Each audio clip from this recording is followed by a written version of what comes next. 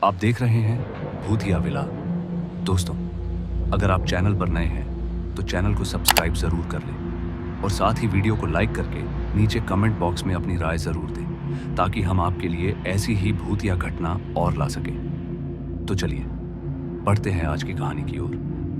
दोस्तों, ये बात है उस रात की जब मैं प्रकाश के साथ बाइक पर घर लौट रहा था, मगर लौटते वक्त रास्ते में हमें बहुत चमकते दमकते रोशनी नजर आई और जब हम दोनों उस रोशनी के करीब पहुंचे तो पता चला कि वहां पर किसी की शादी है।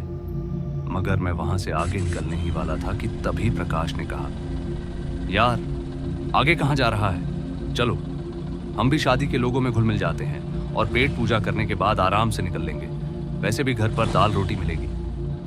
खैर, अब प्रकाश की बात सुनकर मेरा भी दिल बहल गया, लेकिन वैसे तो मेरा मन नहीं था ऐसे किसी के शादी में बिन बुलाए घुस जाना।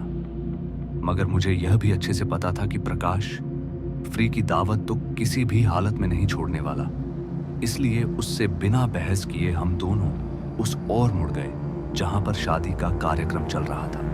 मगर जब हम वहां पर पहुंचे तो सबसे पहले हमारी नजर वहां पर गेट के बाहर खड़ी बस पर जा पड़ी, जिसके पीछे एक बड़ा सा लाल रंग के दिल का कुछ बना था जिस पर लिखा था सुनील वेड्स नीलम। यह पढ़ते ही प्रकाश हंसते हुए बोला, अरे यह तो तेरी शादी होने वाली है। वो क्या है कि मेरा नाम भी उस दूल्हे की तरह सुनील ही था, इसलिए उस प्रकाश को मौका मिल गया था मेरी टांग खिंचाई करने का। खैर, अब हम बस के आगे पहुंचे तो हमने पाया कि वहां पर टेंट और कुर्सियां सब कुछ लगी हुई थी, यानी कि बारातियों के स्वागत का पूरा इंतजाम था और इंतजार था तो बारातियों के आने का। मगर अचंभे की बात यह थी कि वहां पर कोई इंसान नजर नहीं आ रहा था।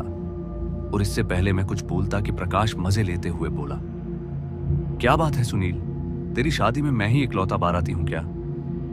और प्रकाश इतना बोलकर बहुत ही जोर से हंसने लगा, इसलिए मैं प्रकाश को बोला, अच्छा अब मजाक बंद कर और चल वापस लौट चलते हैं। मैंने इतना कहा ही था कि प्रकाश एक बार फिर हंसते हुए बोला, अरे ऐसे कैसे, बिना दुल्हन लिए कैसे जाओगे जनाब? प्रकाश ने अभी इतना कहा ही था कि किसी लड़की ने मेरा नाम पुकारते हुए कहा, सुनील तुम आ गए।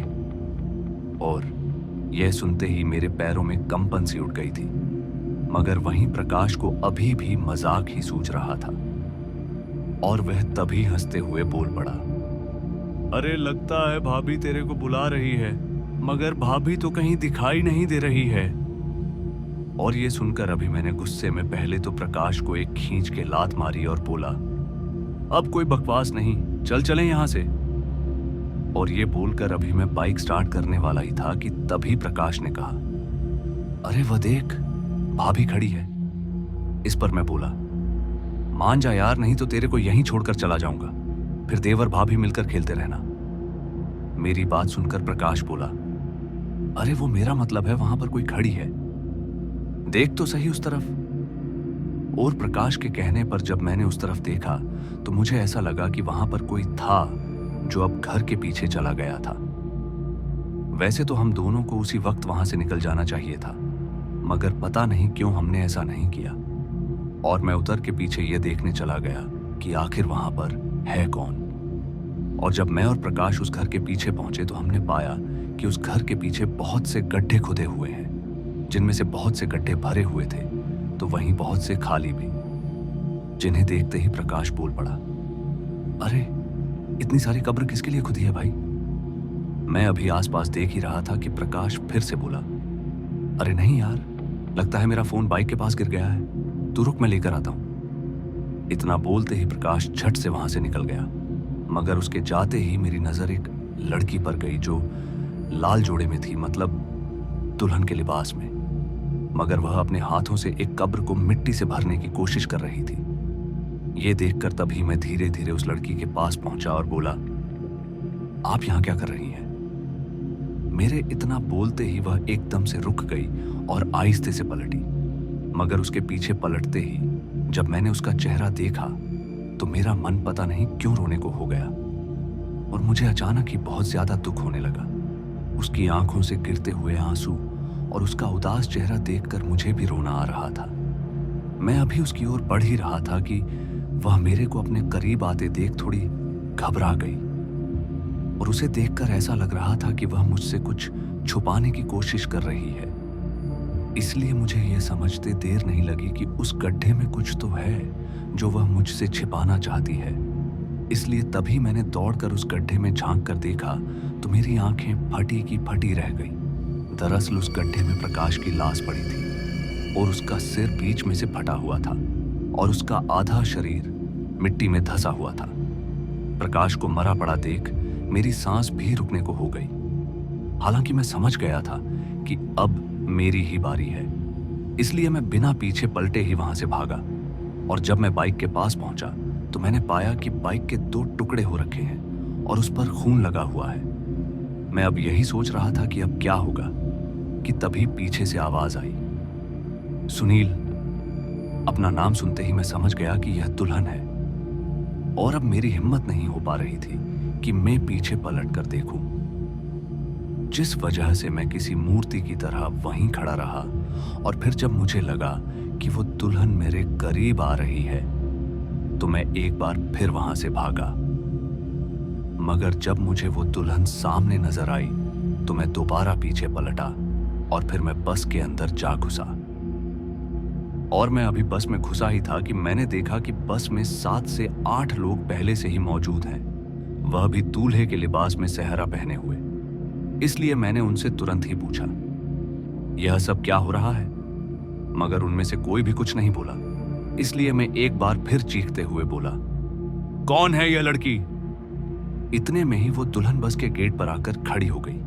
उसके हाथ में ठीक वैसा ही सेहरा था जैसा कि बस में बैठे लोगों ने पहने हुए थे। अब मैं पूरी तरह फंस गया था। उस दुल्हन को बस में चढ़ते देख मेरा शरीर पूरी तरह से कांप रहा था, जिस वजह से मैं वहीं बस की सीट पर जा गिरा और मेरे गिरते ही उस दुल्हन ने मेरे सर पर वो सेहरा बांध दिया और मेरा हाथ पकड़ते हुए बोली, सुनील, तुम मुझसे शादी नहीं करोगे क्या? ये सुनकर उस वक्त तो मेरे मुंह से आवाज तक नहीं निकल रही थी और ना ही जुबान हिलाने तक की ताकत बची थी।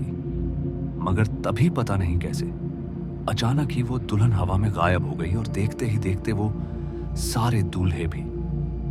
फिर जब मेरी नजर बाहर गई तो पता चला कि सुबह हो गई है और शायद इस वजह से ही वो दुल्हन और बाकी के वो 7 से 8 दूल्हे हवा में गायब हो गए। खैर, जब मैं बस से बाहर निकला तो वहां एक टूटा फूटा घर था जो रात में बेहद चमक दमक रहा था। साथ ही वह बस भी किसी कबाड़ की तरह लग रही थी। मगर अब मैंने ज्यादा देरी ना करते हुए वहां से तुरंत ही भागा और अपने घर पहुंचा। घर पहुंचकर सारी बात बताने के बाद पता चला कि बहुत पहले एक परिवार वहां उस जमीन पर दूर से आकर बसा था। उस परिवार में एक बेटी थी जिसकी वह शादी करना चाहते थे, मगर उसकी शादी हो नहीं पा रही थी क्योंकि कारण था उस लड़की का अतीत, जिसमें वह एक सुनील नाम के लड़के से प्यार करती थी। मगर उस लड़की ने उसे धोखा दे दिया था और संजोग देखो, उसके अगले ही दिन रिश्ते भी सुनील नाम के लड़के से ही जुड़े। मगर उनकी बारात कभी उस लड़की के घर तक नहीं पहुंची, जिस वजह से उस लड़की ने आत्महत्या कर ली। उसके बाद वह परिवार वहां से हमेशा हमेशा के लिए चला गया। मगर उसके बाद से वहां से गुजरने वाले कई लोगों ने वहां शादी जैसा माहौल देखा, मानो कोई बारात आने वाली हो। और जो भी वहां पर गलती से भी पहुंच जाता है उसे वह लड़की घर के पीछे जिंदा ही दफना देती है, खासकर सुनील नाम वाले लड़के को। वो उस बस में दुल्हा बनाकर उसका दिल निकाल लेती और इसी के चलते उस बस से कई लाशें भी मिली थी, जिसके बाद से पूजा पाठ और तांत्रिकों के साथ से उस लड़की की आत्मा को शांत करने की कोशिश की गई। अब तक तो सब शांत था, मगर अब आगे क्या होगा यह तो पता नहीं। लेकिन यह सब जानने के बाद मैं समझ गया कि मेरी किस्मत अच्छी थी, इसलिए मैं बच गया, वरना उधर आगे क्या होने वाला था यह तो पता नहीं। मगर अब मेरी हर रात दहशत में ही बीतती है, क्योंकि मैंने उस डर को बिल्कुल मेरी आंखों के सामने से महसूस किया है, जिसे भुला पाना मेरे लिए शायद ही मुमकिन है। तो दोस्तों, आज की इस कहानी में बस इतना ही, और मैं आपका दोस्त जल्द मिलूंगा एक ऐसी ही और डरावनी कहानी के साथ। धन्यवाद।